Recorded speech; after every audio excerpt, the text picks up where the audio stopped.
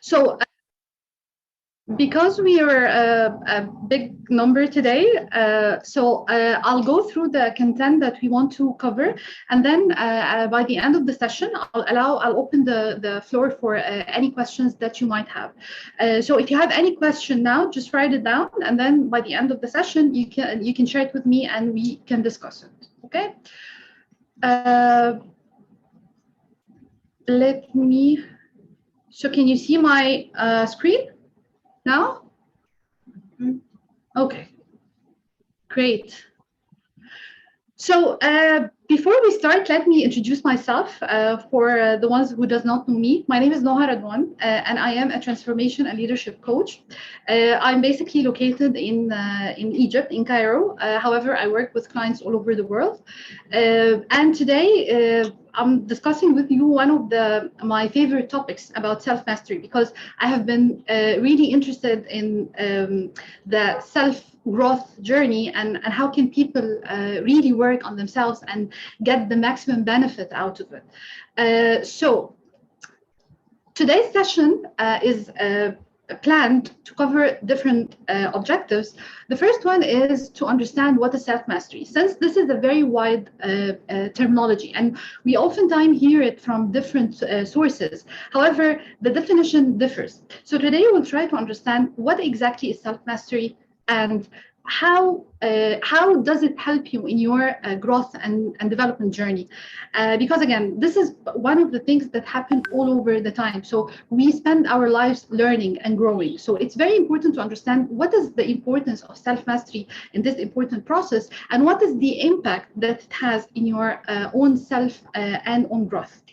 Also, we will identify what is the path to self-mastery. So answering the question of where can I start from? Because usually when someone thinks of development, they struggle of what is the starting point, or how can we start to work on ourselves. Also, we will try to highlight some of the challenges and roadblocks. And again, the idea here today is to understand and to create awareness. So once you face some of these challenges, you will understand what is stopping you and what exactly kind of action plan you need to apply to improve or to move forward. Finally, we cannot end a coaching session without having some personal commitments. So by the end of the session, we'll agree what are the personal commitments that you can work on or at your actions, so you can work on improving your self-mastery. Okay? Okay, so let's start by a centering exercise. So what I want you to do is, I want you to start, hold on, let me open. Okay.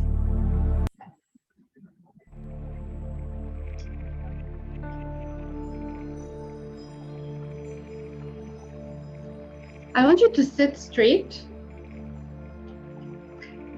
Make your back as straight as you can. Sit in a very comfortable way in your chair, facing your PC. Close your eyes, and we'll start breathing. Breathe from your abdomen, not from your chest. So we'll take 3 slow breaths in the count of 3. So we'll exhale in 3 counts, then we'll hold in 3 counts, and then we'll exhale in 3 counts. So breathe in, 1, 2, 3, hold, 1, 2, 3, and then exhale, 1, 2, 3. One more time.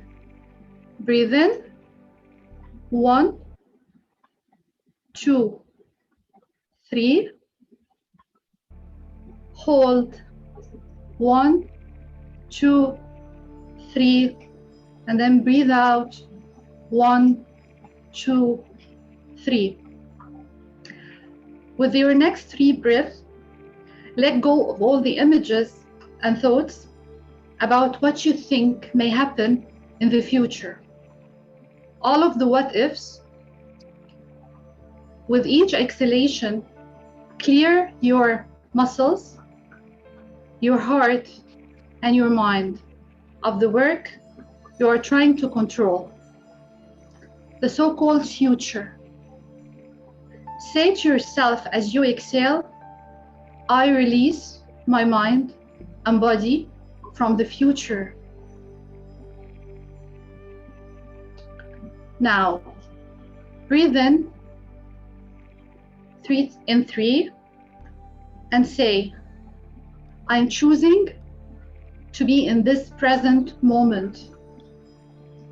I let go of trying to control any other time or striving to be any particular way. Say to yourself as you exhale, I bring my mind into the present.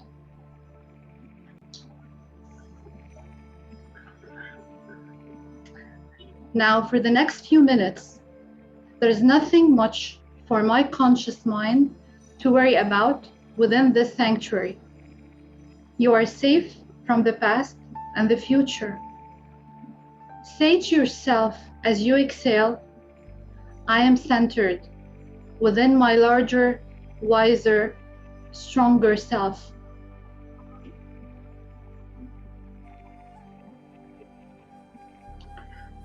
With your next 3 breaths, count up from 1 to 3.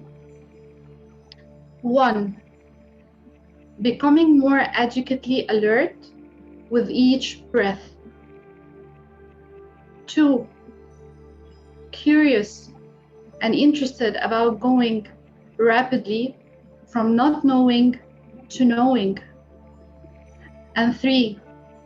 Eager to begin, curious and interested about how much I will accomplish in such a short period of time. Now, when you're ready, open up your eyes and come back to this space. Okay, so how are we doing? After the centering exercise, let me know in the chat box. How do you feel? Are you centered?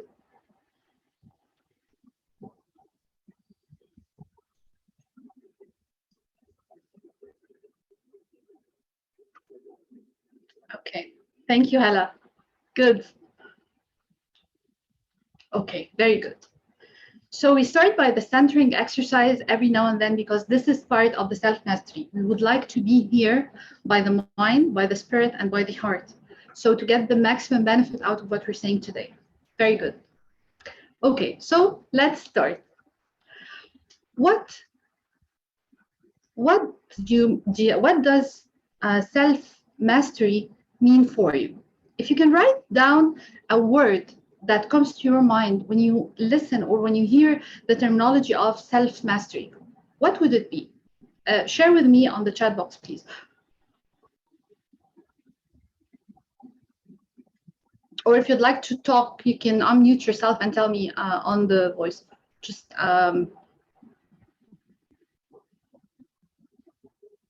okay. Good. So being in control. Thank you, Hala. Accomplishments. Amazing. Thank you, Anna. Okay. What else? Mastering emotions and actions. Perfect. Self-awareness. Thank you, Yomna. Yes, this is the key for today. Yes. What else? Being in control. Yes. Self-awareness and management. Very good. Amazing. So the word self-mastery usually comes in mind, and we have words like control, like holding yourself and holding your emotions, like being in a mastery state. And all of these definitions really fits into the holistic meaning of self-mastery. However, before we go to the official definition, let's see what other people said about self-mastery. So we have Carl Jung here. He said, your visions will become clear only when you can look into your own heart. Who looks outside dreams, who looks inside awakes. Okay, and for those who does not know who is Carl Jung has an amazing influence on the psychology and the psychoanalysis field, and he had a lot of amazing theories and ideas that helped, and we're working on them now. Okay, uh, so what is the official definition of self-mastery? It is, as you said, let's agree on one concept, that self-mastery is a holistic terminology. So what does it mean? It has a lot of other meanings coming under it. So the first one that comes to mind is control, as some of the participants today said.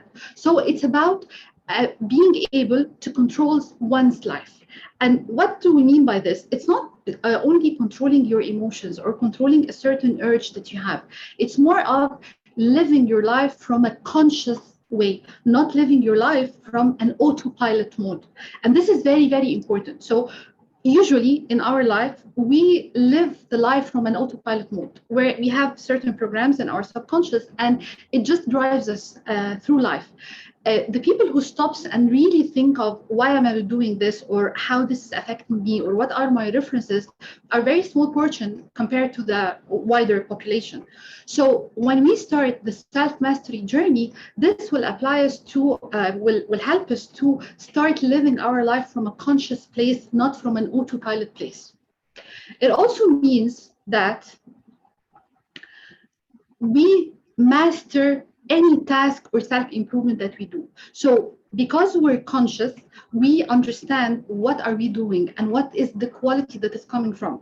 And we become more interested in the journey rather than being interested in an outcome. Because again, we understand that throughout any task we're doing, you can reach results that you are depending on, or an outcomes that you plan for, and you can reach outcomes that you do not plan for it.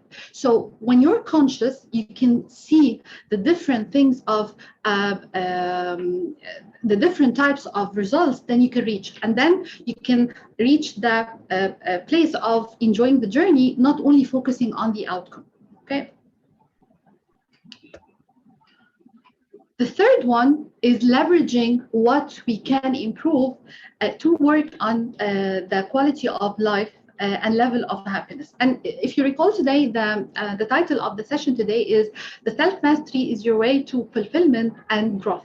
So one of the importance of the self-mastery is reaching a different level of quality in life. So again, we're not living the life like this. It's just not about it's not just about understanding or living, eating and doing work and doing things like that. It's really enjoying what you're doing. It's being in the present. And that's why we started the exercise of the centering, because we would like to be in the moment, centered in this specific moment. I'm sorry, if you can close your mute. Okay. The third definition of the self-mastery is, the fourth is a chosen life design. And we said, because we're living the life from a conscious place, now you have the ability to, now you have the ability to design your life as you wish and to reach the results that you would like to reach. And again, there is nothing called like a manuscript or a manual that we all need to live our lives with. You choose what makes you happy and what makes this life meaningful for you. And then finally, it refers to the accountability and conscious action decisions. And one of the benefits of self-mastery is improving the quality of your actions and your decision-making process. And this doesn't mean that you will not make mistakes, and it doesn't mean that you, at a certain points, you might meet some hiccups, but it means that the quality of the overall decisions of your life will become much better. Okay, so this is some of the definitions or the indications that the holistic self-mastery means. Okay. So I see that there are some questions on the chat box. I'm not going to answer it now, but we'll go back to it by the end of the session. Okay. So why does self-mastery matters? Why it is important, and why everyone who speaks about self-development and growth and changing talk about the self-mastery and treat it as an important tool? First thing is, once you start your journey of self-mastery, your level of consciousness and inner connection really rise. And this is really important because unlike the general understanding that when you fix the outside, you fix the inside, it doesn't go like that. In reality, it all starts from within. So once you start working on yourself, connecting with who you are, understanding your potential, understanding what are your capabilities and what are the options and opportunities that you can work on, you can start really leveraging them. So the first important part of the self-mastery is it raises your consciousness and inner connection. The second one is it helps to raise the personal presence. And this is a core talent or a core gift that unfortunately we don't focus on. Living the present or being at this present moment can open a lot of doors for you, not only on the growth side, but it helps you to be in a better relationships. It helps you to be better connected with people. So it improves the communication level to a very high level. It also helps you to reach the peace of mind. It helps you to feel grateful for what you have. So you can practice gratitude from an open heart. So it really helps to make you in this personal presence, and it can help you in reaching happiness, whatever this means for you. The third importance of the self-mastery is creating the state of the flow. And the state of the flow meaning the state where we are creating, where we are developing, where we are able to do productivity. So this state of the flow is something that we really want to be in all the time. Now, sometimes we might have a very strong motivation to start something, and then the flow stops, and you find yourself struggling in reaching the results or achieving what you want to achieve. So by reaching this level of self-mastery and having being in the present, understanding what are your resources, you can keep your flow up and going. Okay? The first one is about bringing focus and clarity in your life. And this is very, very important. Once you have the clarity, you can start deciding where you want to go. And when you have this compass inside of you, so imagine if you want to go from a city to another city and you go down and you start driving your car, there are a lot of decisions that you need to take concerning this trip. So is the car the best way to take you where you want to go? Do you have enough gas inside the car? Do you need any certain certifications or I don't know, any kind of registration before moving from a place to another place, and so on. So the direction here is a core that helps you to decide how you want to go. So the starting point is where, and then the how part comes. So once you start bringing the focus and the clarity into your life, these things will become much easier for you. And then you will start leveraging your resources in a better way. Also, it improves the productivity and performance. We said, if you're aware of what are your gifts, what are your potential, what are your things that you really can leverage in delivering the goals, it improves the productivity and performance in a big way. It also helps you to focus on what really you need to focus. So for instance, if you're in a problem-solving mode, instead of asking questions like who to blame or who did that, you go automatically to the production side of the problem. So how can we reach a solution? And then afterwards, you start looking at the experience from a learning perspective. So instead of seeking or reaching someone to blame, you start working on how can we improve from there? How can we prevent this from happening again? What are the learning things? And this is what we call the growth mindset, okay? Also, it helps in developing success habits. And success habits, and most of what we're doing is something habitual. So we do it, and as we said, from an autopilot perspective, because we got used to it. And then automatically, whenever we are in a certain situation, you just find yourself doing whatever you are used to do. So it's important when you are conscious, you start building more conscious habits, the habits that can really help you. So simple habits like the centering exercise that we started with. Before entering a meeting or entering a discussion with someone, when you do this 2-minute centering exercise, your productivity will increase dramatically. Also, a small habit like drinking water. because again, self-mastery is not only about the external part. We would like to bring all of you together. So your mind, your soul, your spirit, everything.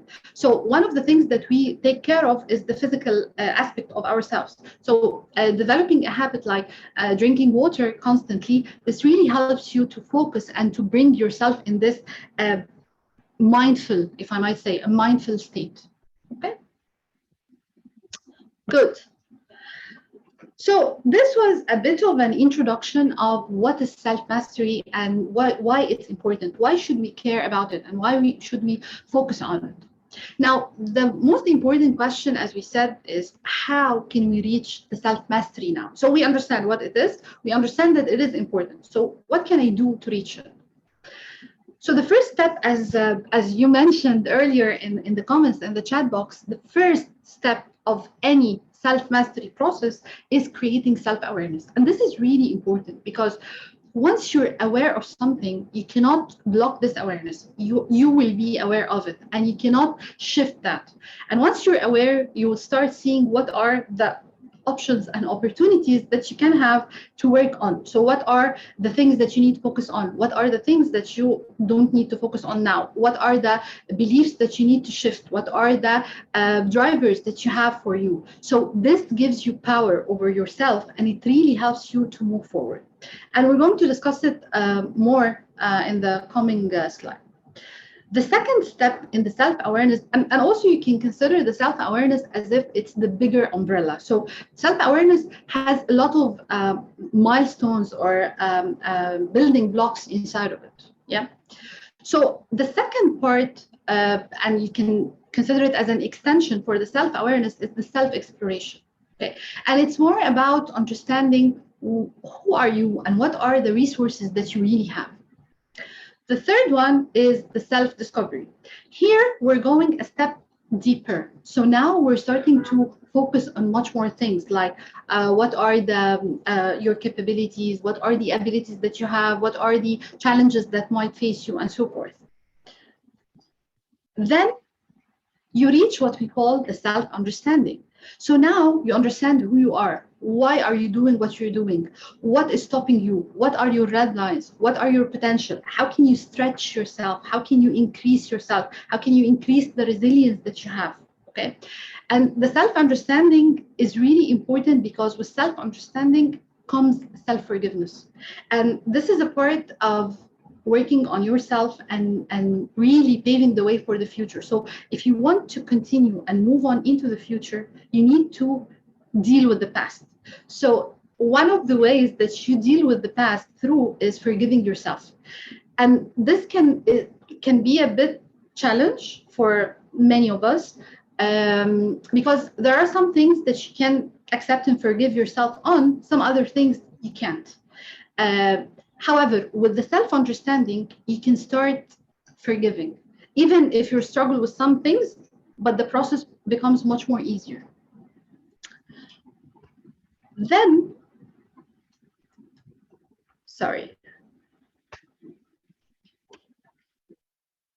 when the self-understanding gets there, you reach the state of self-acceptance.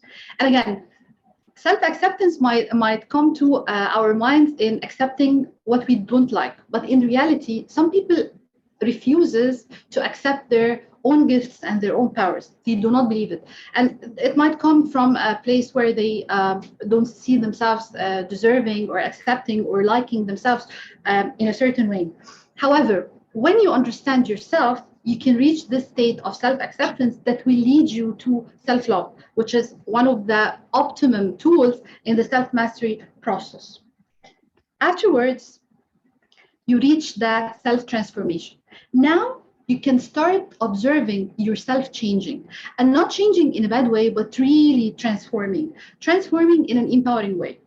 And when we say transformation, this does not mean that you don't like who you are today, but you're seeking growth. So we're dealing with what we have today as a starting point, and then we're building on it. And this is really crucial in the growth process, because some people think that if I want to go in a transformation journey, this means that I need to change myself fully or hate who I was before. No, it doesn't go like that. It means that you reach a certain level in life with a certain opportunities and a certain leverages of your own skills and your own potential and resources. And when you reach the transformation stage, it's as if you're opening to yourself a new gate. So new possibilities, new options, new opportunities, new perspective on life. And this can really shift your life in different ways. Then finally, once you do that, you reach your end and you reach the self-mastery. Now, one thing I would like to draw your attention to, that self-mastery is a lifelong journey. It's not something that you reach in 1 day or 2 days. This is something that really requires work on yourself for a very long time, which is okay. So, and usually we don't work on the different blocks, like you finish one and then you go to the other and you go to the third. No, they interact together. So it's okay when you are in the self-awareness process, you will find yourself asking yourself questions in the exploration and in the discovery phase. And once you do that, you will find yourself understanding things that you do. Usually you don't understand why you were doing this, or why your reaction was to a certain situation or a certain person became like that. And maybe you ask and start the forgiveness process and so forth. So these milestones are interrelated and interconnected in reality with each other. Okay, good. So let's talk about self-awareness. As we said, self-awareness is a big umbrella. It really consists of different elements under it. Let me share this one, and then we'll go back to the earlier one. So basically, this pyramid, I just created it to give you an understanding. When we talk about the self-awareness, what do we need to look at? What are the areas that we can consider and focus on? So the very deep and basic level when it comes to the self-awareness is being aware of your own truth, who you are. So what are your values? What are your beliefs? What are the fears, the emotions? What is the personality type? And each and every block of these can you have a lot of work to do around it, so it's okay. But sometimes we focus on some areas and forget the other. Now, if you start your self-awareness journey, you need to consider all the different blocks. Then moving on from the basic and the very deep level of who you are, you go to the second level, which represents your mirror, how you project yourself in front of other people and in front of yourself. And this is basically consists of how do you project self-love? How do you love yourself? How do you view yourself? What is your self-image? What is your personal identity? How is the level of your self-esteem? What are your preferences? Okay. And again, these all are small blocks. So you can, I'm trying to put it here. So it helps you to drive your attention where it needs to be driven. Once you start thinking of, okay, so how can I be self-aware? What are the areas that they can focus on? Then moving up a little bit, you go to a higher level of awareness. So asking yourself, what are your resources? So what are your motives and drivers? What are your gifts or your superpowers? And accordingly, what are the opportunities? What are the areas of development, the things that you can work on to improve yourself? And then going up a step further, now we're able to answer the question of what is your why? Okay, what is your life purpose? Why I am doing what am I doing? Why I want to be in this place? Why I'm choosing this type of relations in my life? And the why is really an important question that can open up a lot of potential in your life. With the why comes the what. So this is my why. This is my reason of doing things. So what are the things that can be aligned? And this two parts are really important if you're thinking of your career decision, taking any specific action regarding shifting the career or even starting a new one, so forth. Finally, if you reach this whole pyramid, then you will reach who you are. And this is the optimum of what we're doing. So we do all the exercises to reach our reality. Who are we in reality? Not the image that we were conditioned to, or the label that we were put to by people, by family, by work, by society, or but whatever, but the really you. Okay. And once you reach that, you will be able to fulfill whatever destiny it is for you. Okay. Then let's go back. Sorry. So this is the first step, as I mentioned, the self-awareness. The second step here is the self-exploration. And when we say self-exploration, it means that we will start using the tools that can give us answers about who we are. So we start using things like powerful questions. Powerful questions here is the questions that is meant to give you very deep answers. And usually when we use questions, it's one of the important tools that we use in coaching. However, even if you're using the question with yourself, train yourself to start asking the question to a seven levels deep down. So if you find an answer, then ask yourself why, and another answer, and ask yourself why. Because once you go deeper down, you will find, most probably in most of the cases, you will find a complete different answer of the first answer. And usually the very deep answer is the truth about what you're doing. So train yourself to ask the powerful questions. Seek feedback, because we can't see ourselves all the time. We can't understand every aspect of our life. Sometimes people have certain perception about us. It's not necessarily a reality, but it is part of our external image. So seek feedback from the people you trust, so you can build your understanding of how people see you. If it is a reality, then you can work on it. If it is a perception, again, there is an opportunity to correct this perception into a better perception. Okay.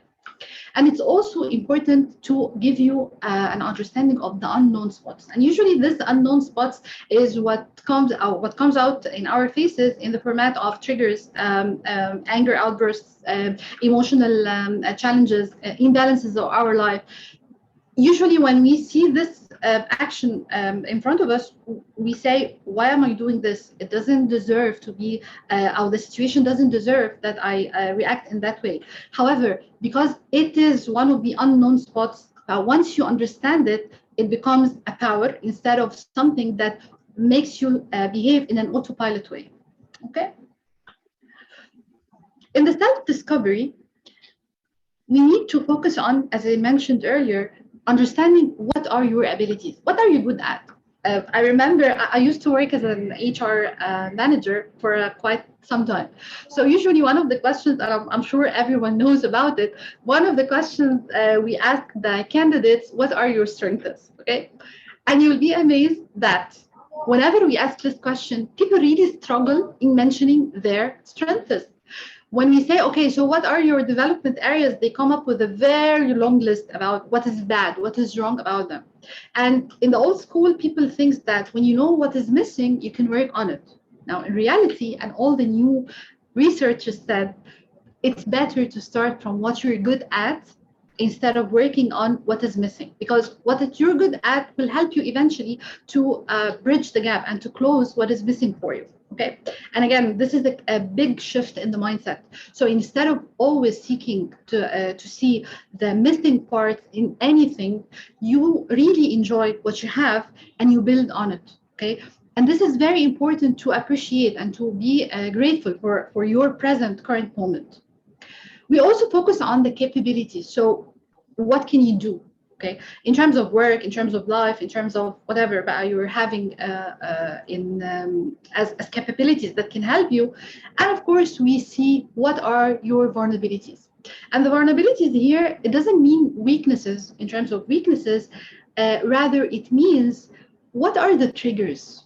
And why are you triggered? So it really helps in things like the fears, the phobias, the anger management. And usually anger is not anger. Usually it has a lot of deeper meanings beneath it. So when you know and when you understand these vulnerabilities, it doesn't become vulnerabilities. It doesn't become something that holds you back. Rather, it becomes something that gives you the power to move on. And this is the shift in the mindset that we need to do, is to shift your mindset from a vulnerability perspective into, even if this is something that was holding me back, now I'm turning it over and I'm making it a power, something to move me forward.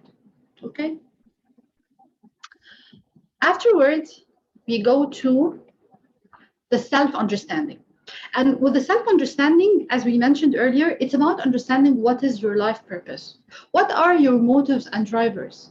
what is moving you. And this is important because, again, if I don't know what is my motive, how can I expect to keep moving on? How can I expect the flow that we mentioned earlier to be there? So you need to understand, what is your motives? Are they internal or external? And again, depending on one level of motives, can be a bit limiting, because if your motives are always external, then you're giving your power, or giving the power over you to someone else. Because if this person or whatever the thing is giving you the motives stopped it, then you don't have it. And if it's only internal, again, you might lose the sense of achievement and the sense of celebration that we need, or the appreciation that we expect and need from other people. So having this balance between finding your motives from an internal and external way helps you keep the flow going. And it also helps you to see your value. It helps you to keep the self-esteem and self-confidence high. So it really helps. Yeah. And then, of course, the very important element that we usually don't like to deal with, the emotions. And it's really, really important to understand that emotions represents you. So if in the self-mastery journey, you're seeking to understand who you are and to have control over you, you need to understand that this is part of you. So we cannot ignore it, and we cannot treat it as it is not, it doesn't exist. It exists. And sometimes maybe it is confusing, maybe it keeps us thinking, and there are some things that we don't like to deal with it, which is completely okay.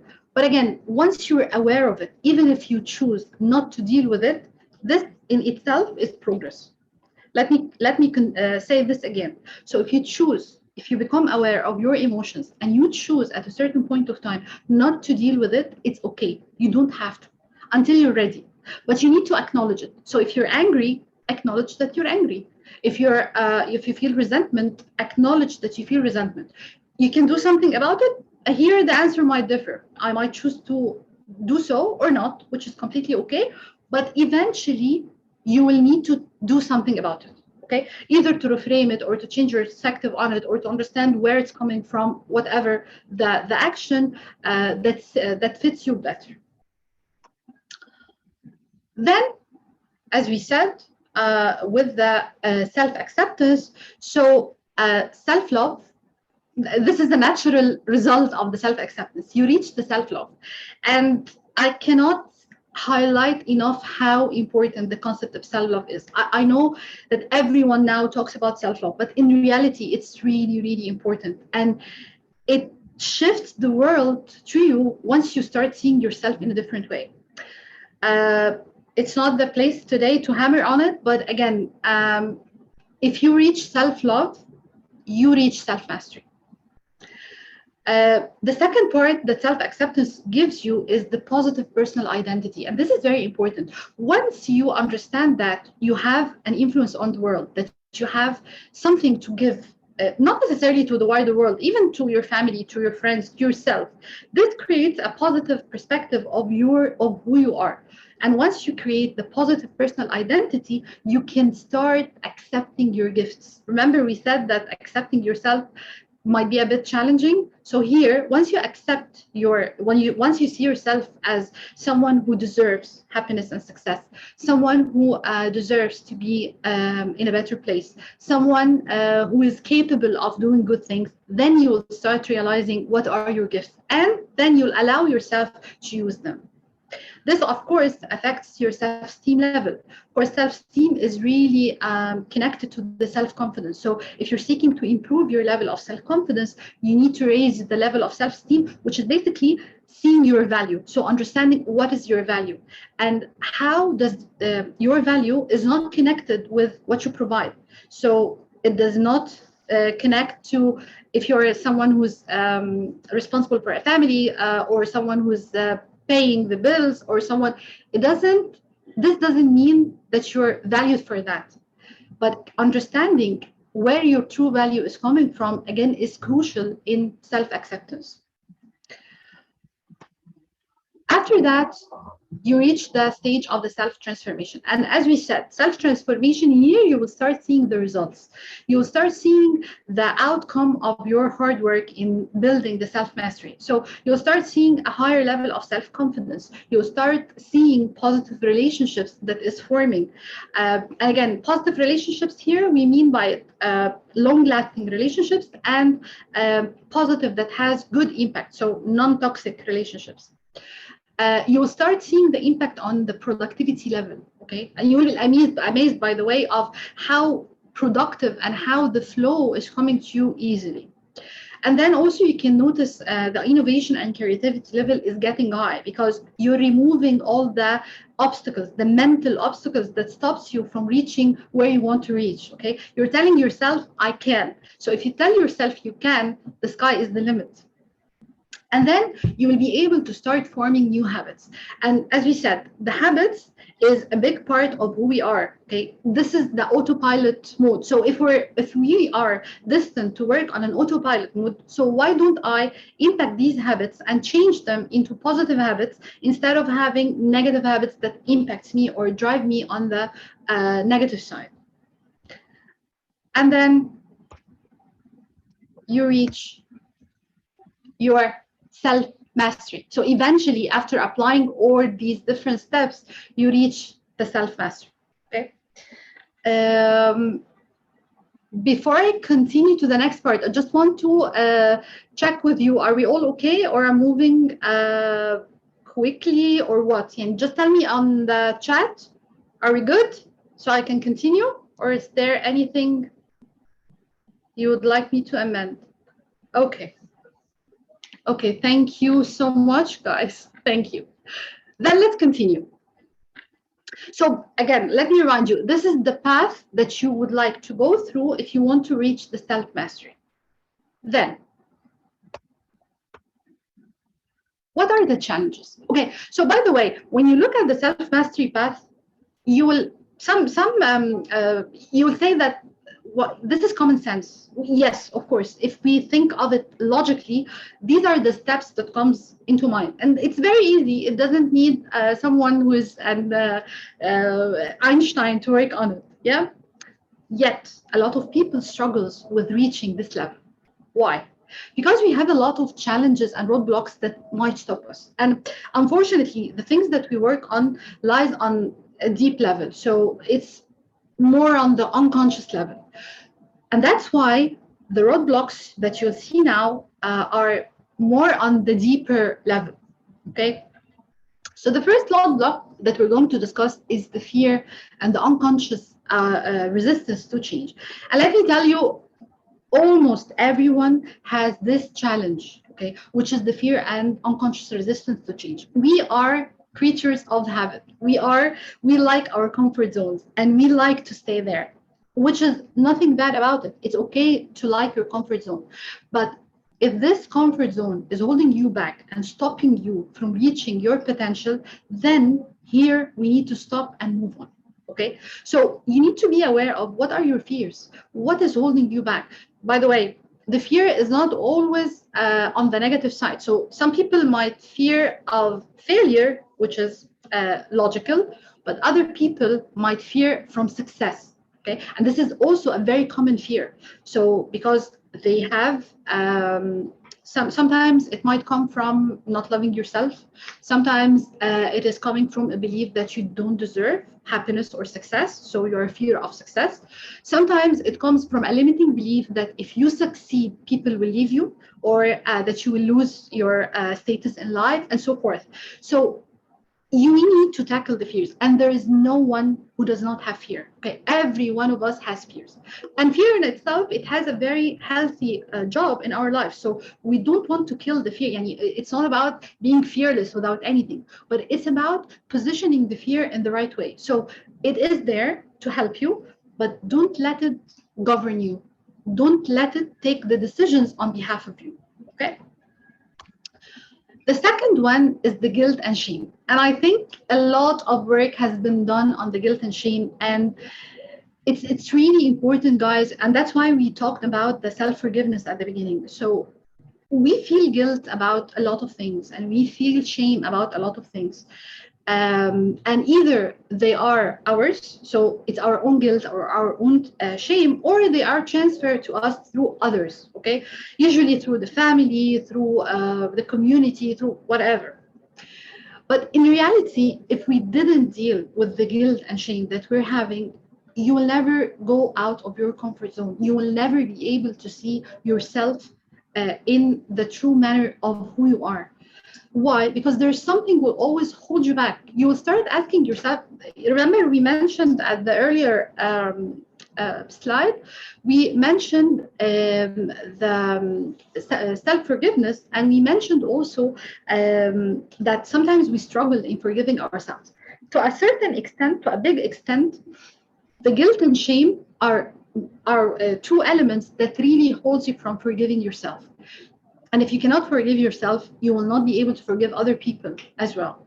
And this what will create what we call the drama triangle. So you start having a role in the drama triangle. So you become either a victim, or you become a hero, or you become a prosecutor. Okay.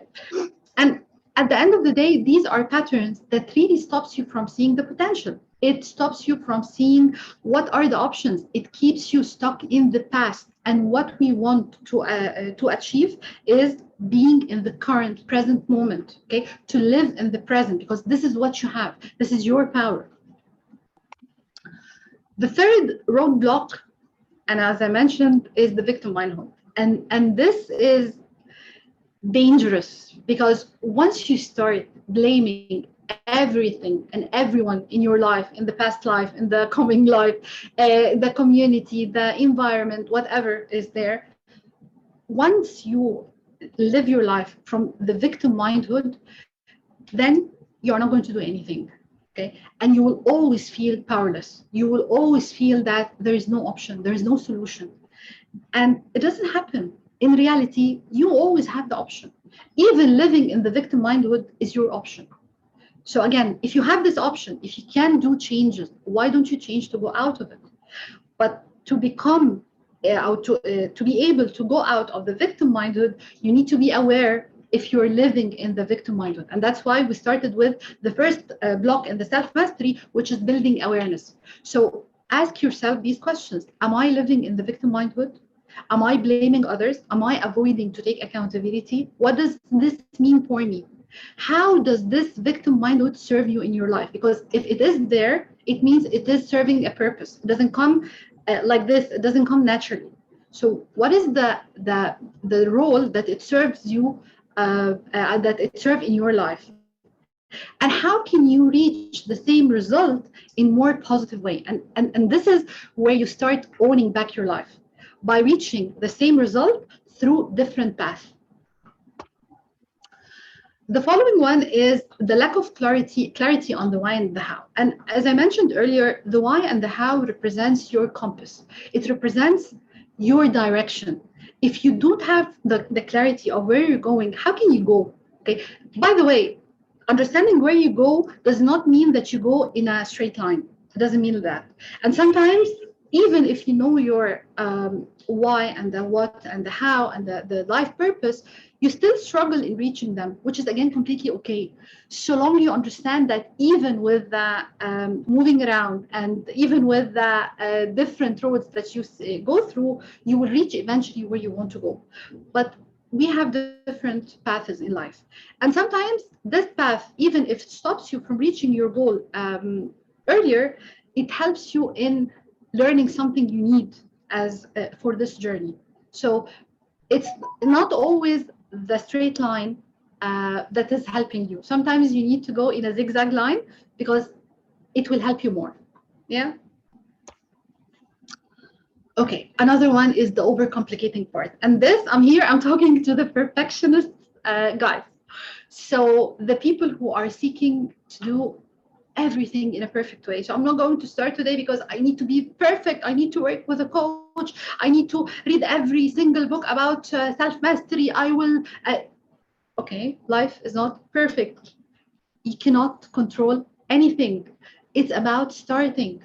So don't overcomplicate things. And actually, when you overcomplicate things, you're giving yourself and your mind a signal that this is difficult. And if you give your mind the signal that things are difficult, you are not going to take an action. So in a way, overcomplicating is a form of an excuse that we do to stop ourselves because we have fears. So go back again to the first one, which is the fear. If you're fearing and you just say it on an intellectual level, no, I want to change, no, I want to make some shifts, positive shifts in my life, but you're not ready to do that, you will start doing things like overcomplicating. So you will put a very complicated plan and you will never do it. Okay, keep it simple. This is a great way to live your life. Keep things simple as much as you can, because simplicity will deliver results, and we all seek results. The following one is focus only on one dimension and ignore the others. And again, by the virtue of our bringing, the societies, the way that we see now, we usually tend to focus on one simple or single aspect of us. Human beings are not only physical, and they are not only mental, and they are not only from a heart or soul perspective. You are all of them. So if you want to empower yourself and you want to unleash your true powers, you need to connect. And this is what is the self-mastery is about. It's becoming one. It's becoming who you are. It's accepting the different dimension of yourself. And once you start accepting the different dimension of yourself, you'll start working on these dimensions. So if I need to take care of my body, I'll eat healthy, I'll play sports, I'm not going to smoke, I'm not going to drink whatever that hurts me. So you will focus on the physical aspect. If you understand that your mind is another part of you, you will work on your mind. You'll start working on reading and introducing new beneficial information. You will avoid negative people and negative talk. You will start asking questions about what is my references? Why am I using this reference in building judgments? Why do I see things through these filters? And you will start asking powerful questions. Okay, and then when you understand that the soul is an important part, then you will see how can you feed this spirituality part, whether it is through religion or through other things. But again, understanding that it's not about the materialistic part only. There are other things that you need to consider. This what will really empower you. Okay, but remember, this happens by a conscious decision, and that's why we say you are in control. You are never out of control. Even taking a decision of not taking an action is your own choice. Then inviting and allowing distractions, and this really connects with the fear part. So as I said, sometimes the fear is the governing emotion or the thing that appears on the surface, but in reality, you're not ready. You're not ready to take this leap. You're not ready to change your life. You are afraid of what your life will look like after the change happens. So you invite and allow distractions, whether these distractions on the physical level or even on the mental and emotional level. Okay, so you start thinking in the things that makes you sad, or the things that might stop you, or you scroll on the mobile, you watch TV, and you just let your mind go. So you allow these distractions. If you're distracted, you're not aware. If you're not aware, you cannot be conscious. And if you're not conscious, then you're living your life from an autopilot perspective, then you're not mastering your life. Okay? So you need to be here and now, presenting and being present and being focused on really living every single moment that goes through your life. Stress. And of course, this is a major element that everyone in this modern life faces in a way or another. So if you go down and drive your car, you are stressed. If you go to work, you're stressed. If you're having a meeting, you're stressed. If you're going with your children, you're stressed. If you're having a difficult discussion with your teenage child, you're stressed. So it is there everywhere. But in reality, stress is not that bad. Huh? So research indicated that we do have two types of stress. We have the eustress and you have the chronic stress. And this is the bad one. This is what we don't want to do. But the good stress, it really helps you to be passionate. We call it passion, right? So this is what gives you the push to continue working. This is what gives you the passion to read more, to learn more, to go out to the world and give and share your gifts with them. So you just need to make this conscious differentiation in your mind that stress doesn't automatically mean something bad, but you have the ability to build good habits around stress. Okay, so instead of stressing in a bad way in everything, try to position it. Okay, how does this help me? How does this idea can help me in reaching my goal? How does this idea can help me in delivering the results that I want to deliver? So you think consciously of how to shift the stress from being your enemy to your best friend. The other one is not dedicating any time to connect and reflect with self. And I think this is the most important element here. We forget ourselves. We always seek to pleasure the world. We look outside to the world. What does people want? How they are going to view us? What is the impact of them or their perception on us? How can we make them happy? And you never ask yourself this question. What about me? And this is not being self-centered. This is not being someone who doesn't focus on other people or who doesn't care about other people. But this is what you owe yourself. Once you focus on you, you will become a better person in all the roles that you play in life. So if you unplug and recharge, definitely you will become a better father or mother. You will become a better partner. You will become a better employee. You will become a better friend. So you can be at your best. So disconnecting and dedicating this me time is really important. It doesn't have to be 3 hours a day. It doesn't have to be 10 hours. If you have quality time of half an hour per day, this is enough. If you have, if you can, but really half an hour for you, not distracted by anything. You can journal. You can reflect on the day. You can say thank you to yourself. You can acknowledge the efforts that you did throughout the day or the month or the week. You can really reflect on what are you doing and what you want to do. So these are important elements that we need to start bringing it back into our lives again.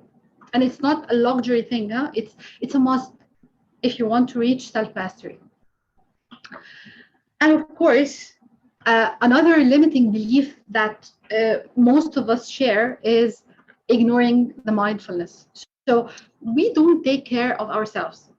We don't take care. We don't. So when we, most of the times when we introduce activities like meditation and yoga and things like that, so the clients usually say, okay, fine.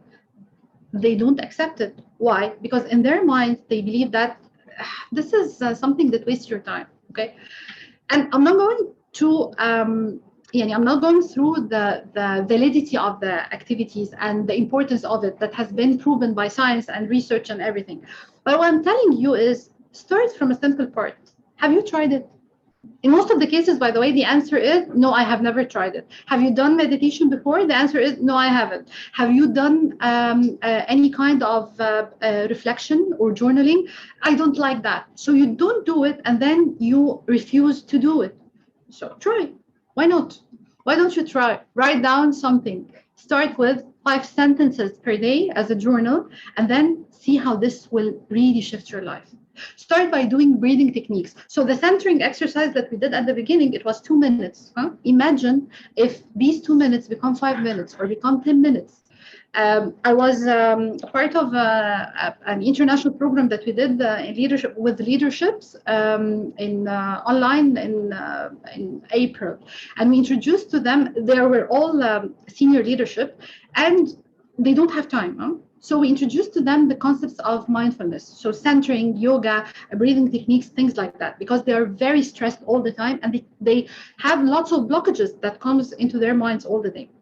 And Yani, I cannot tell you how impactful these small exercises impacted their lives by their certification. So they came to us and said, these activities really changed our life. So try it. Why not? Maybe you're not maybe yoga is not for you. but breathing can be yours. Maybe meditation is not for you, but if you're like saying tasbih or zikr or whatever religious mantra you are repeating, you can repeat that in your mind. It will help you because it helps you to be centered. It helps you to become in the moment, to bring you back in the moment. Okay. And finally, lack of willpower and discipline. And this is important because if you don't have discipline, you'll never be able to continue. If you don't have discipline, you will not be able to deliver on your promises. So you need to build this discipline inside of you. You can build discipline throughout creating a routine. You can build discipline throughout breaking the action plans into smaller parts. So again, instead of having a big chunk that overwhelm you, have it into smaller pieces. You can build discipline through celebrating your success, saying to yourself, well done on what you are doing, saying to yourself, I am proud of you. You don't wait to listen or to hear these acknowledgements from other people. Tell it to yourself. You owe that to yourself. Okay. So what are the tools that can help you to overcome some of these roadblocks? As I mentioned, journaling to impact. One of the most amazing tools that can really help you is to journal. Okay, why? And what do you mean by journaling? Just to set the same understanding. So journaling is capturing whatever ideas or observations you had throughout the day. You have a lot of journaling ways. So maybe you're journaling, you're capturing gratitude. So it's a gratitude journal, writing down what are the blessings that you have and expressing your thanks for them. It might be a journal like an observation of your behavior and your tendencies and your pattern of thinking. It might be a journal of the day activities in general and feelings that you have. It might be a journal of your emotions in certain situations. It might be journaling of things that you want to say out loud and you don't have the courage or the atmosphere doesn't allow you to speak it out loud, so you write it down. So there are a lot of forms for journaling. However, once you journal, you can read back. Once you can read back, you're aware. So if you're aware, you can take an action. Okay. And sometimes, by the way, when you have some idea in your mind and you write it down and then you look back at what you wrote, you will be amazed that, oh my God, why I am thinking in this, why I'm using these specific words, huh? And by the way, this is what we do in coaching. We look at the words because words really represents how you feel. And this is important. If you yourself, you're not aware of how you feel, how can you expect other people to understand you? How can you expect other people to appreciate what mental challenges that you're having or what things that you really want to appreciate? Okay. So this is the first tool. The second tool is the mindset empowerment. And this goes back to shifting your mindset. So we have a lot of mindsets. So you have, and basically mindset is your way of thinking or believing that life should be lived from this place. So as an example, in the fixed mindset, they don't, our people who live with this mentality, they really struggle with accepting the mistakes or failures. Okay, so they see mistakes as a shame. They cannot do anything wrong. They can't do a mistake. In reality, for the people who live from a growth mindset, in reality, mistakes represents learning. And again, we don't call it mistakes, we call it learning. So if you look at yourself and telling yourself that it's okay to do something wrong, so long you will learn from it, and so long you did your best, okay, at the time to do the maximum, it's okay. So you can learn. So this is a major shift from mindset. So if you're someone struggling with the fear of failure and you shift your mindset, automatically this fear will be reframed. So instead of being afraid of being a failure or doing mistakes, you'll start realizing that, okay, so even if I did a mistake, so what? This is my opportunity to learn from it. Yeah.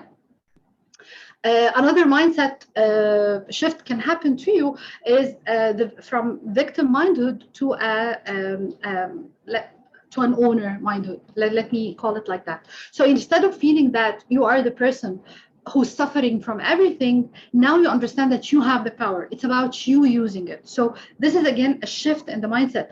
And by the way, what I'm saying might seem, let me say, basic, yeah. But in reality, this what happens. Huh? These are the internal dialogues that stops us from taking an action. Also, what really helps you as a tool to reach self-mastery is a daily intention. If you recall today at the beginning, we did the centering exercise. And with the centering exercise, we set some kind of intention. Yeah. So we said we're allowing ourselves to learn today. So this is an intention. We said we're allowing ourselves to grasp the maximum knowledge of what we listen to today, even if you're not conscious with it. And today, after the session, you will have two levels of learning. You will have the things that you captured directly on an intellectual level, and you will also have the things that will pop up into your mind from the subconscious later on. Okay, so by setting the intention, you're allowing yourself to create your reality. And this is what happens. So if you start a new habit of early at the morning, if you start your day by setting an intention for the day, how would you like to take it forward? What are your plans for the day?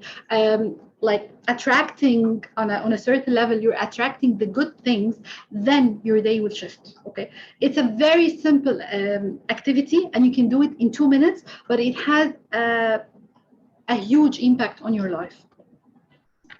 Also, when you write down your life purpose, you write it in front of you. So you have something that is a constant reminder. You can write it on a post-it. You can write it on the back of your computer. You can write it as a background on your mobile, whatever. Just write it down and read it daily. Because again, on a certain level, this serves on an energetic level, so you're helping to create this purpose. On another level, you're reminding yourself, why am I doing that? So if you lost the motive one day, if you wake up in the morning and you can't go to work or continue in life in general, just remind yourself, I am here to do this. This is my life purpose. This is what I bring to the world. And this is why the world needs me. So it's very, very important to remind ourselves, because we tend to forget that. Okay, and then, sorry. Okay, practicing the ball. As I said, pausing is a power. Sometimes you just need to pause. You don't need to take any action. Just pause. Why? Because this will help you to be aware, more aware of yourself, to become more aware of your surroundings, of your options, of your opportunities. Okay, and that's why it's important to pause. Pausing is like just stopping and breathing. And when we say breathing, we mean the deep breath. Okay, so coming from your abdomen, not from your chest. You can do that for 2 minutes, 3 minutes, 5 minutes. Just pause everything, and then notice how recharged you will become after this pause. Also, you can introduce centering exercises to your life. So before entering a meeting or having a discussion or even thinking of a decision, try to be centered, because this will help you to see things from a different perspective. Okay? Then, consciously make a decision to connect with your emotions. So emotions are not the boogeyman. They are not something that you fear. But usually, because and this is a mindset, also mindset limitation, we hate vulnerabilities. We were brought up to hate being vulnerable. Emotions might represent a vulnerability, and that's why we don't like emotions. Now, let me tell you, or let me introduce another concept for you. Emotions are your power. The emotions are the things that gives you passion.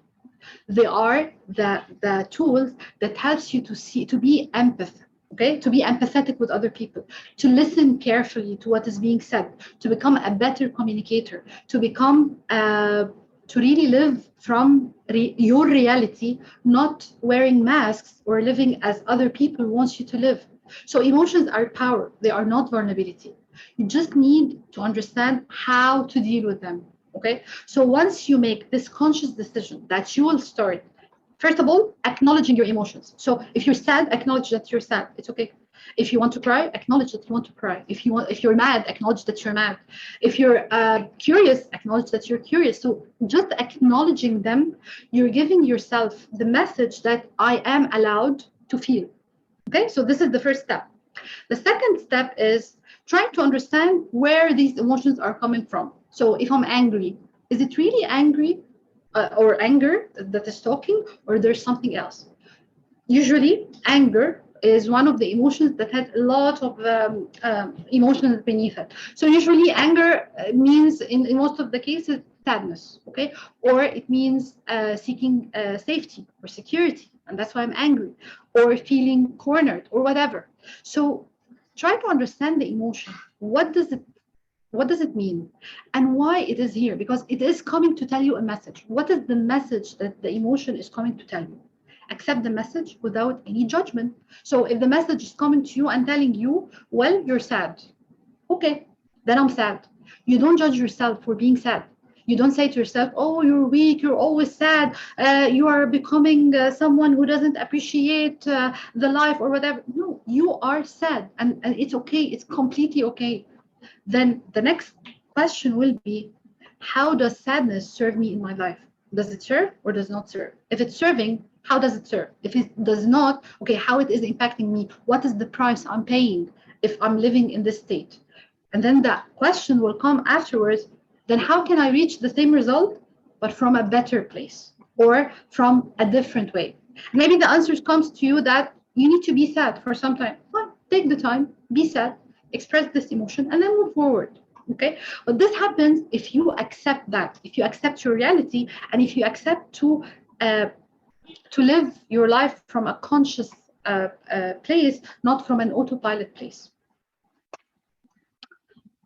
Aim for happiness and fulfillment. And this is important, huh? Because everyone seeks happiness, but no one sets it as a goal in their lives. Okay, they believe that it is a consequence. So if I do this and this and this, then I'll become happy. No, it doesn't come like that. Happiness is a goal. It is something that you aim for. It's like I study well to be number one in my college. It is, I'm doing a lot of studies and taking accreditation to become a certified whatever. Okay, so once you take the decision, you or make it a goal, you take an action. If you take an action, you can reach the result. So treat happiness and fulfillment as a goal. Start on daily basis. Today I will be happy. Okay, not conditional, not I'll be happy if. No, I will be happy. This is my goal on a daily basis. And then do your life and see how it fits in this goal. But make it a goal.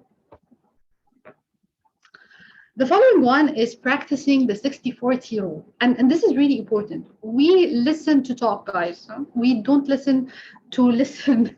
So one of the things that will help you to master self is listening more, because what people say can reflect on you. It can help you in seeing things. It can help you in understanding the different aspects that you don't know about yourself. And then leveraging the power of humor and joy.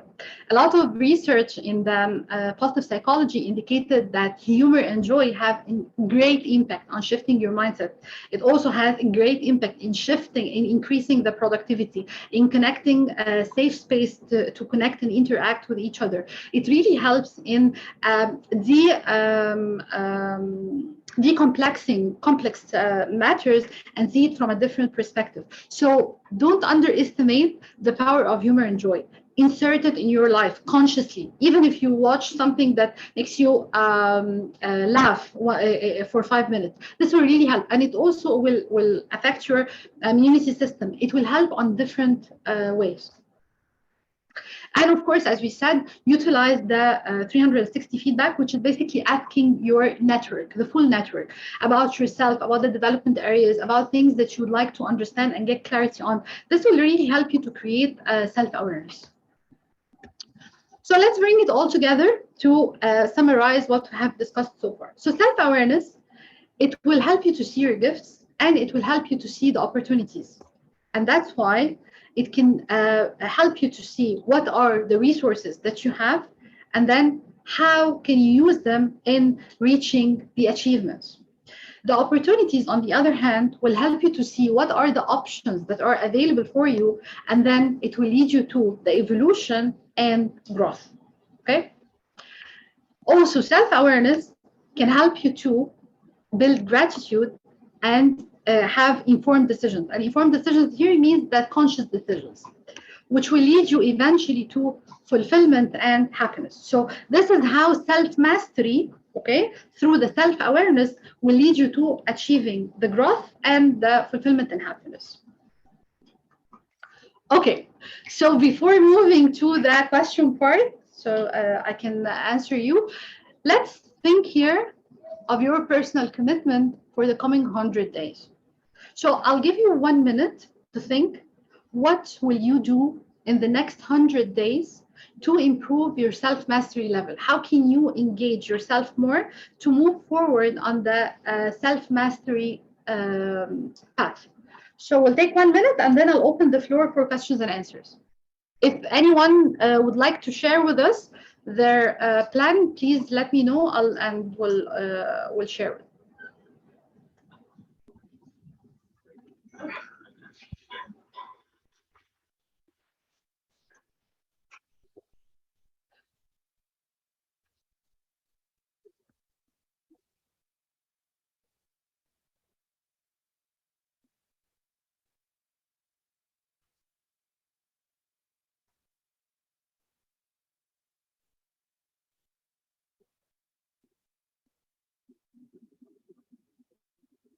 Okay, this one?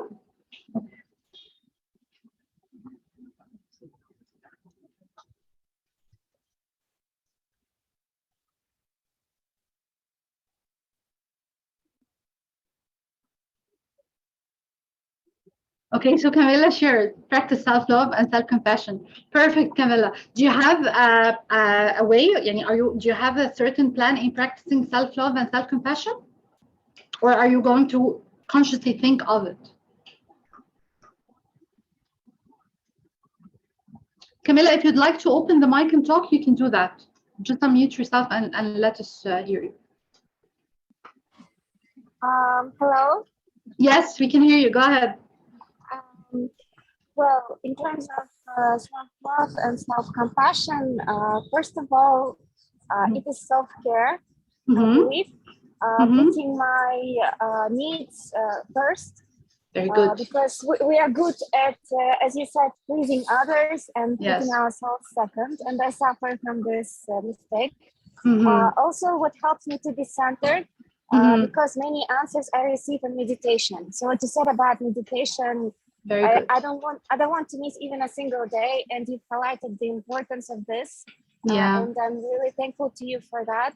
Actually, your session was one of the most useful sessions for me because I needed this framework for self-mastery, and you presented it so well. You know, this road that you showed with all the steps, I've never, I mean, to this point, seen it, you know, it was visually well done.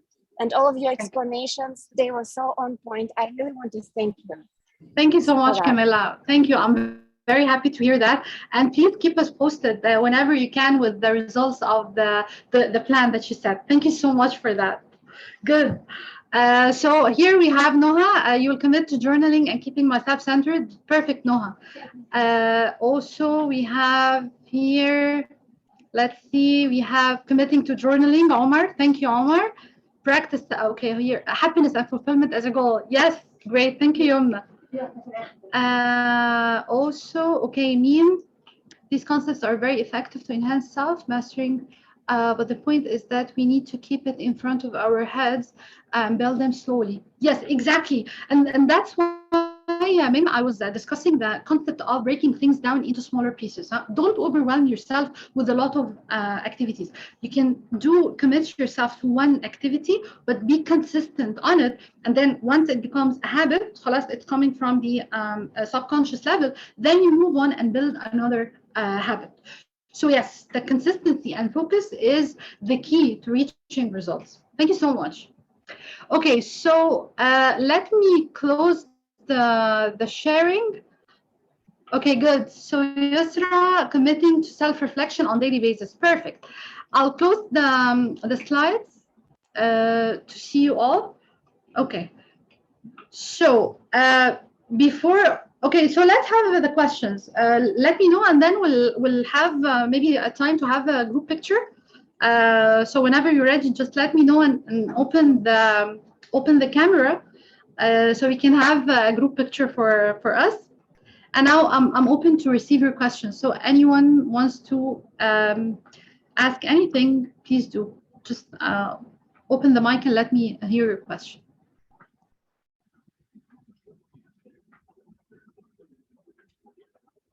Yes, go ahead, Noha. Hi, good evening. Thank you. I would like to know the difference between self-mastery and self-empowerment.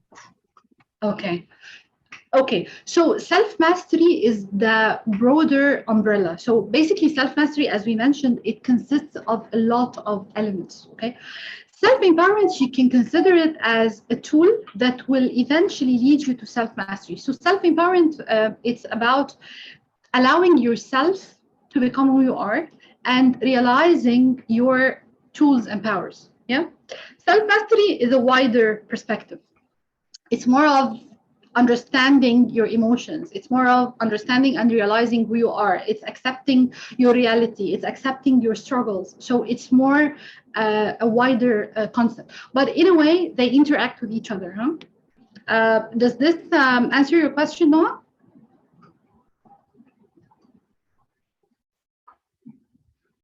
Okay.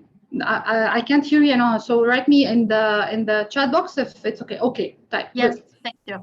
Okay, thank you. Good. What else? So Yusra, I don't know a certain book on self-mastery per se, but I can recommend some of the books. I can send them later. Let me check and I can send them over about developing self in general. So you will have you will find a lot of techniques that helps in reaching self-mastery in a way or another. So Sudeep, go ahead, please. Open the mic and talk. Yeah. So Noha, one of the regular challenges that I see with clients or learners are that it's not about what, they have that list. It's about actually doing it. And many times they pose the question to us that where should I start? Now, as coaches, we try not and advise. We basically ask them, where would you like to start? But from our experience, though I'm not saying that one should advise, but there's something one can suggest such questions or respond to. Okay, so I'll tell you what I do when I receive this question. Usually when we start agreeing on accountability or action plans to start, I start asking them a question. Okay, so what can we do now? What are the small things? Usually they have the answer, but they don't like to be held accountable. And again, this is part of the fears. Okay, so if you are the one who is suggesting, then you are the accountable. So if the plan fails, you are the one to be blamed, not themselves. So what I do usually in with these types of clients who really refuse to be held accountable, that I make them feel safe. Okay, and then if they have the struggle in the mindset of if I failed, what does this mean? So usually we tackle the meaning of failure early in the session. So we try to build two things that I really hammer early in my sessions. So the meaning and the definition of failure and the meaning and definition of success, because usually they are messed up. Once you settle this and you give them the feeling that even if they took an action and this action wouldn't lead them to a certain result, the expected result, this doesn't mean that there will not be result. Okay, so just open their mind, and I think you can recommend some actions. Again, not every action, but you can help them as a starting point, just to recommend. Okay, the areas. So how about if we look about this area and what can we do about this area? So you just lead their minds, because not everyone are comfortable in putting a solid plan. Does this help, Sudeep? Yeah, it does. Thank you. It does? Thank you. Okay, good. What else? Okay, so the recording, the ICF Egypt will upload the recording on the website. I think after the 22nd. We still have tomorrow for the sessions. So after tomorrow, you will find the recording of the session online. Yeah. Shayma, correct me if I'm wrong, right? You are right. It will be on our platform's YouTube channel, and we can send the recording via email. Okay, thank you. Good. What other questions that you have? Okay, great. So, okay, if you don't have questions, can I ask you please to open your cameras so we can have a collective photo? And then I'll share my my contacts with you for whomever wants to connect back with me. Okay.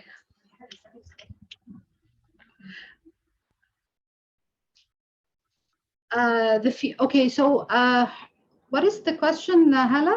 So just a minute. Would you which fear you Hala? Hala, open the mic and tell me. Tell me. Hi. Yeah. Hi. Tell me. First, thank you so much for the wonderful webinar. Thank you. It's really, as I think Kamila said, it's مسك الختام زي ما احنا بنقول. بجد يعني. Thank God. This is the last webinar I registered in the whole week, and I'm glad it is the last. يعني. Thank you so much. Thank you. Tell me. My question is, when you were talking about the roadblocks, the first thing was the fear. Mm-hmm. Yeah, and I would like to, when you said fear and unconscious resistance to change. Mm-hmm. Mm-hmm. You mentioned three thoughts behind the fear, and they were amazing. I couldn't write them fast. One of them was because fear comes because of not loving yourself. Yes, not loving yourself. So again, okay, so fear is an emotion that we all have. So technically fear is there to help us and to protect us. So if you're, and this is part of our our physique, our خلقتنا. So if the fear is there, it stops you from doing bad things. But sometimes because unconscious things come and cover the emotion, usually it leads to other things. So for instance, as I mentioned, the fear of failure. So I'm afraid of being a failure, right? But in reality, am I afraid of being a failure, or am I being afraid because I fear people judging me, or because when I was young, someone told me you will never succeed, so it became a limiting belief in the subconscious level? Or because I am afraid that if I fail, I will pay a price, whatever the price is. So if you make a failure in the work, maybe the price that they are going to let me go, or my manager will talk to me in a bad way. So whatever. Okay. So this is one aspect. Another aspect usually comes from self-love. So if you do struggle with your self-love and your personal perspective with yourself, sometimes you fear success, as I mentioned earlier. So if you believe that you don't deserve success, you'll never be able to succeed. And you will start doing what we call self-sabotage. So you will start sabotaging yourself and sabotaging your success or your relations or whatever, because you don't believe that you deserve success or deserve happiness or deserve to be treated in a certain way. So in reality, we do that to ourselves, but externally, we see that other people are responsible for doing that. Yeah. So this is why fear is important to understand and where it's coming from. And is it your fear or other people's fears? Because again, some of the fears are transferred to us through our families or our community. So, and again, by research, there are a lot of historical fears that comes in certain nations, and it continues to exist with other people. So it's unconscious, but we struggle with it. And that's why one of the empowering things that you can do for yourself is to understand, what is this fear? What does it do in my life? How does it serve me? And is it in this shape, or I can reframe it? Okay. And this is the power that we have, reframing our thoughts, our ideas, our fears, our perceptions, our limiting beliefs. This is a core thing that you use to shift your world. It really has an impactful power. Did I answer you, Hala? Yes, yes. Thank you so much. No, thanks a lot. Great. Okay, so I'm sorry, we're 2 minutes beyond the time. If no one has any question, we can close it. Let me share my contacts with you, just in case you want to connect with me later on. Just a minute. Here you go. And I'm available anytime if you want to connect to me either on Instagram or LinkedIn or even via the mail. I'll be very happy to connect and to share and answer whatever question you have. Thank you so much for being here today. I really enjoyed it, and looking forward to meet all of you again in future events, inshallah. Thanks a lot, Noha. Thank you. Take care. Thank you very much. Thank you.